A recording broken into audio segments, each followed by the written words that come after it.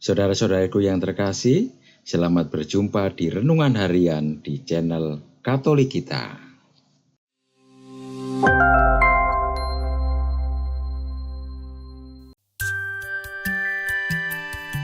Hari ini, Senin, 27 Mei 2024, Pekan Biasa ke-8. Bacaan pertama. Bacaan diambil dari surat pertama Rasul Petrus, bab 1, ayat 3 sampai dengan 9. Saudara-saudara, terpujilah Allah dan Bapa Tuhan kita Yesus Kristus. Berkat rahmat-Nya yang besar, kita telah dilahirkan kembali oleh kebangkitan Yesus Kristus dari antara orang mati. Kita lahir untuk hidup penuh harapan dan untuk memperoleh warisan yang tak dapat binasa, yang tak dapat cemar, dan tak dapat layu, yang tersimpan di surga bagi kalian.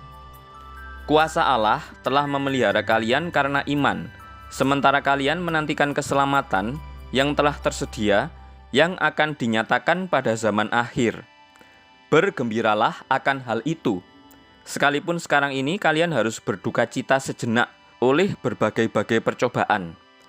Semuanya itu dimaksudkan untuk membuktikan kemurnian iman kalian yang jauh lebih tinggi nilainya daripada emas yang fana, yang diuji kemurniannya dengan api, sehingga kalian memperoleh puji-pujian, kemuliaan, dan kehormatan pada hari Yesus Kristus menyatakan dirinya. Sekalipun kalian belum pernah melihat Dia, namun kalian mengasihinya. Kalian percaya kepada Dia, sekalipun kalian sekarang tidak melihatnya. Kalian bergembira karena sukacita yang mulia dan tidak terkatakan, karena kalian telah mencapai tujuan iman, yaitu keselamatan jiwa kalian. Demikianlah sabda Tuhan. Syukur kepada Allah. Bacaan Injil. Bacaan diambil dari Injil Suci menurut Markus, bab 10, ayat 17 sampai dengan 27. Pada suatu hari, Yesus berangkat meneruskan perjalanannya. Maka datanglah seorang, berlari-lari mendapatkan Dia, dan sambil bertelut di hadapannya ia bertanya, "Guru yang baik, apa yang harus kuperbuat untuk memperoleh hidup yang kekal?" Yesus berkata kepadanya, "Mengapa kau katakan aku baik? Tak seorang pun yang baik selain Allah. Engkau tentu mengetahui segala perintah Allah. Jangan membunuh, jangan berzina, jangan mencuri, jangan mengucapkan saksi dusta, dan jangan mengurangi hak orang. Hormatilah ayahmu dan ibumu." Kata orang itu kepada Yesus, "Guru, semuanya itu telah kuturuti sejak masa mudaku." Tetapi Yesus memandang dia dan menaruh kasih kepadanya, lalu berkata kepadanya, "Hanya satu lagi kekuranganmu. Pergilah, jualah apa yang kau miliki, dan berikanlah itu kepada orang-orang miskin. Maka engkau akan memperoleh harta di surga. Kemudian datanglah kemari, dan ikutlah aku." Mendengar perkataan Yesus, orang itu menjadi kecewa, lalu pergi dengan sedih, sebab banyaklah hartanya. Lalu Yesus memandang murid-murid di sekelilingnya dan berkata kepada mereka, "Alangkah sukarnya orang yang beruang masuk ke dalam kerajaan Allah." Murid-murid tercengang mendengar perkataannya itu. Tetapi Yesus menyambung lagi, "Anak-anakku, alangkah sukarnya masuk ke dalam kerajaan Allah. Lebih mudah seekor unta melewati lubang jarum daripada seorang kaya masuk ke dalam kerajaan Allah." Para murid semakin gempar dan berkata seorang kepada yang lain, "Jika demikian, siapakah yang dapat diselamatkan?" Yesus memandang mereka dan berkata, "Bagi manusia hal itu tidak mungkin, tetapi bukan demikian bagi Allah. Sebab bagi Allah segala sesuatu adalah mungkin." Demikianlah sabda Tuhan. Terpujilah Kristus. Di tengah jalan.